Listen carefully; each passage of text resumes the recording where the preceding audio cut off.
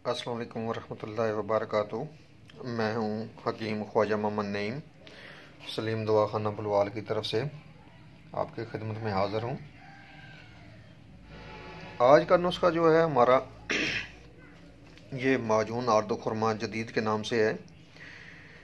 ये इससे पहले जो इसकी पोस्टें फेसबुक पर लग चुकी हैं, आज आपको जो लाइव अद्वियात के साथ आपके साथ हूँ मैं। सबसे पहले मैं आपको इसके अज्जा बता दूं। इसमें शामिल है जी सिंघाड़ा,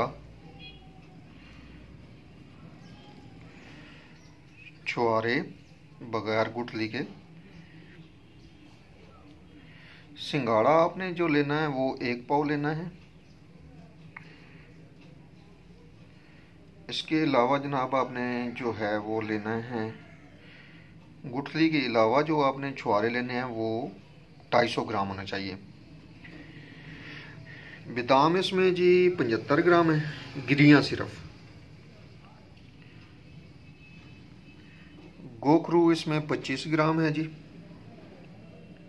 इसको बखड़ा भी कहते हैं, खारखस भी कहते हैं, गोखरू भी कहते हैं। गोंद कीकर इसमें है जी आध पाव। अक्कर करा इसमें आपने लेना है, खालस लेना है। ये 2 क्वालिटियों का होता है। एक बहुत हल्की क्वालिटी होती है और एक अच्छी क्वालिटी वाला होता है। ये सबसे अच्छी क्वालिटी वाला अक्कर करा है।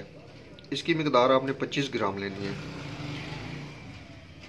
इसके बाद आपने लेना है पंबा दाना। इसकी मिकदार भी जो है वो 25 ग्राम है। अच्छा, इसके बाद आपने लेना है नागर मोथा। ये देख लें नागर मोथा, ये भी 25 ग्राम है। शहद आपने लेना है अंदाज़न आपका तकरीबन 2 किलो शहद लग जाएगा इस दवाई के दौर में। इन तमाम अद्वियात को आपने सफूफ बनाना है। अगर आप हाथ से कूट लें दोरी वगैरह में तो ठीक है, नहीं तो इस तरह का ग्राइंडर होता है पंसारी के पास, वहाँ से पिसवाई करवा सकते हैं। तमाम अद्वियात को पीस लें और छलनी, मोटी छलनी से छान लें या बारीक छलनी से छान लें। छानने के बाद आपने शहद का कवाम बनाना है। शहद का कवाम आपने इस तरीके से बनाना है कि शहद को गर्म करना है और पहली जो झाग ऊपर आ जाए वो आपने उतार देनी है। बस आपका शहद का कवाम तैयार है।